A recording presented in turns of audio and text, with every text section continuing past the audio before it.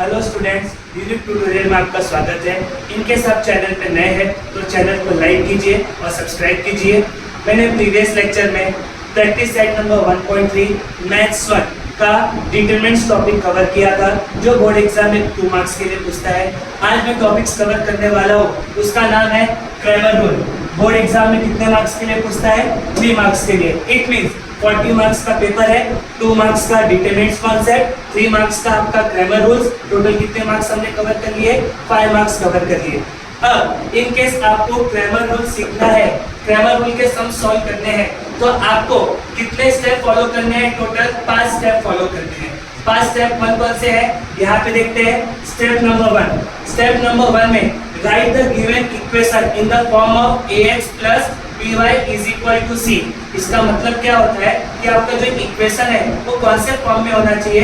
वो फॉर्म में होना चाहिए ax plus by is equal to c। बोलोगे सर नहीं समझा, कोई बात नहीं। ऊपर देखिए, मैंने आपके लिए एक एग्जांपल लिखा हुआ है। एग्जांपल क्या है? 5x plus 3y is equal to c। मतलब ये जो आपका 5x है ये कौन से फॉर्म में है? ax। जो आपका 3y है ये कौन से फॉर्म में है? by। और जो आपका जो 6 है वो आपका क्या हो गया? c। यहाँ पे 4x it means ax, 7y by और 10 आपका हो गया c। स्टूडेंट एक चीज आपको याद रखना है, जो आपका इक्वेशन नंबर 1 होता है वहां से आपको क्या मिलता है? a1 मिलता है, b1 मिलता है और c1 मिलता है। और आपको इक्वेशन नंबर 2 से क्या मिलता है? a2 मिलता है, b2 मिलता है और c2 मिलता है। वापिस से रिपीट करो, इक्वेशन 1 से क्या मिलेगा? a1, b1 and c1। और इक्वेशन नंबर 2 से a2, b2 and c2। So step number 1 में आपने क्या सीखा? आप बोलेंगे कि सर हमने स्टेप नंबर 1 में सीखा कि इक्वेशन को कौन से फॉर्म में लिखना चाहिए? ax plus by is equal to c। Very good. अब आते हैं स्टेप नंबर 2। स्टेप नंबर 2 में हम क्या करते हैं? स्टेप नंबर 2 में हम d निकालते हैं। बोलोगे सर कैसे निकालते हैं? Same similar to the determinants, जैसे हमने डिटरमिनेंट्स में निकाला था।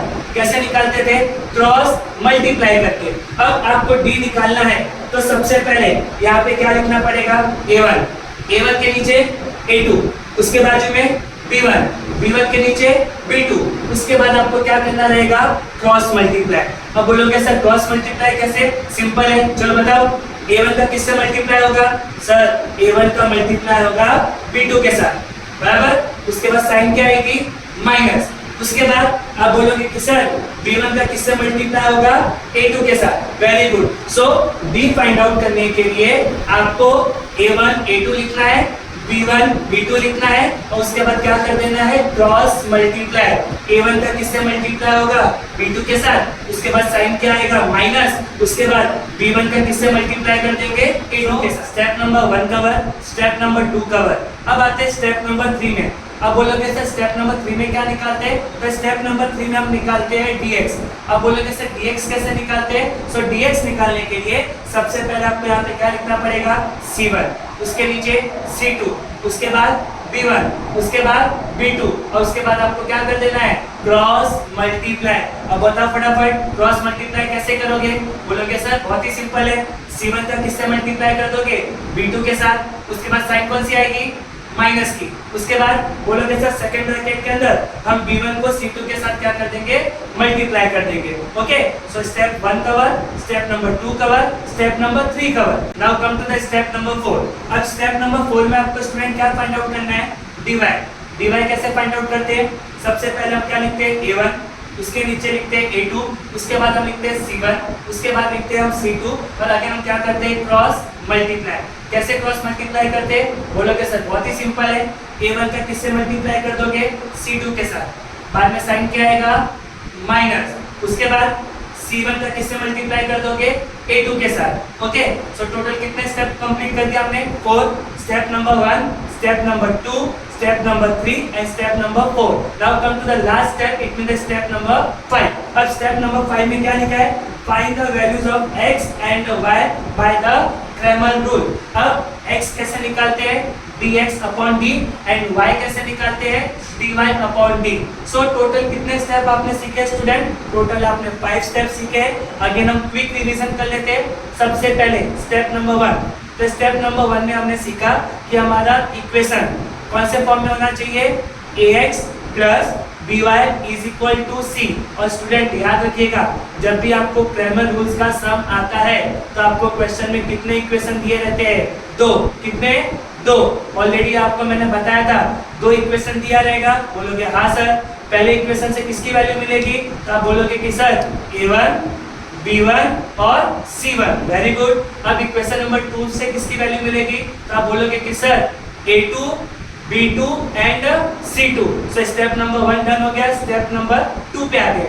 अब स्टेप नंबर 2 में हम क्या फाइंड आउट करते हैं, स्टेप नंबर 2 में हम फाइंड आउट करते हैं d। तो d कैसे फाइंड आउट करोगे, फर्स्ट आप लिखोगे a1 a2 b1 b2 और उसके बाद आप क्या कर दोगे, उसको cross multiply. Very good. Now step number 3, step number 3 में हम क्या फाइंड आउट करते हैं, स्टेप नंबर 3 में हम फाइंड आउट करते हैं dx। तो dx कैसे निकालते हैं, सबसे पहले हम लिखेंगे c1 c2 b1 b2, again हम क्या कर देंगे, cross multiply. Then step number 4, step number 4 में हम क्या निकालते हैं, dy। dy कैसे निकालते हैं, dy निकालने के लिए हम पहले लिखते हैं a1 a2 c1 c2, again हम क्या करते हैं, क्रॉस मल्टीप्लाई। और लास्ट स्टेप में हम क्या फाइंड आउट करते हैं, x एंड y। x की वैल्यू कैसे निकालते हैं, dx अपॉन d। y की वैल्यू कैसे निकालते हैं, dy upon d। So hope student ये आपको 5 step of a Cramer rule आपको समझ गया है। अब कुछ पॉइंट्स है जो आपको याद रखने हैं। कितने पॉइंट्स है टोटल, 1 2 3, ये 3 पॉइंट्स आपको याद रखने हैं। Now come to the point number 1। The point number 1 is given in a determinants D, the column of constant C1 and C2 is not considered। इसका मतलब होता है कि जब भी आप D निकालोगे, D मतलब कौन से स्टेप में, स्टेप नंबर 2। जब भी आप स्टेप नंबर 2 में D निकालोगे, वहां पे हम C1 and C2 नहीं लिखते। Now come to the second point. The second point is given to determinant dx is obtained by replacing the a1 and a2 by c1 and c2 in the determinants d। इसका मतलब होता है कि जब आप dx निकालोगे so a1 और a2 को क्या कर दोगे, रिप्लेस कर दोगे किसके साथ में, c1 और c2 के साथ में। इसका मतलब है आपका क्या बन जाएगा, वो c1 c2 b1 and b2। Okay, वो आपको समझ रहा है। अब आते हैं पॉइंट्स नंबर 3 और लास्ट पॉइंट है आपका, क्या दिया हुआ है, the determinants dy is obtain by replacing b1 b2 by c1 and c2। It means अब आपको जब dy निकालना है तो dy में हम क्या करते हैं, b को रिप्लेस करते हैं। बोलोगे कि सर b को रिप्लेस करें तो इसका मतलब a जैसा है वैसा ही रहेगा ना, हाँ जैसा है वैसा ही रहेगा। इसका मतलब a1 a2, अब b को रिप्लेस कर दो तो b के प्लेस पे कौन आएगा, c। अब वो क्या बनेगा, c1 एंड c2। ओके, सो कितने पॉइंट्स टोटल याद रखने हैं, 3 पॉइंट्स याद रखने। पहले पॉइंट्स में हमने क्या सीखा, जब d निकालते हैं तो a और b जैसा है वैसा ही रहेगा, बराबर। सेकंड पॉइंट में हमने क्या सीखा, जब हम dx निकालते हैं तो a रिप्लेस हो जाता है, a के प्लेस पे कौन आता है, c1 एंड c2 आते हैं। और step number 3, it means point number 3 में हमने क्या सीखा कि जब हम dy निकालते हैं तो हम b को क्या करते हैं, रिप्लेस कर देते हैं और b के प्लेस पे क्या आ जाता है, c1 एंड c2 आ जाता है। सो स्टूडेंट्स, आज हमने कवर किया कौन सा रूल, जिसको बोलते हैं क्रैमर रूल। और बोर्ड एग्जाम में कितने मार्क्स के लिए पूछता है, 3 मार्क्स के लिए पूछता है। सो आज के टॉपिक में हमने 3 मार्क्स कवर किया। प्रीवियस लेक्चर में हमने 2 मार्क्स कवर किया, 2 एंड 3 को ऐड कर दे तो टोटल कितने मार्क्स हो गए, 5 मार्क्स हो गए। मतलब मैथ्स 1 का 40 मार्क्स के पेपर में हमने 5 मार्क्स बहुत ही इजीली कवर कर लिया है। अब मैं नेक्स्ट लेक्चर में क्रैमर रूल से रिलेटेड एक सम आपको मैं सॉल्व करवाऊंगा। इन केस अगेन आप चैनल पे नए हैं तो चैनल को सब्सक्राइब कीजिए और लाइक कीजिए। Thank you.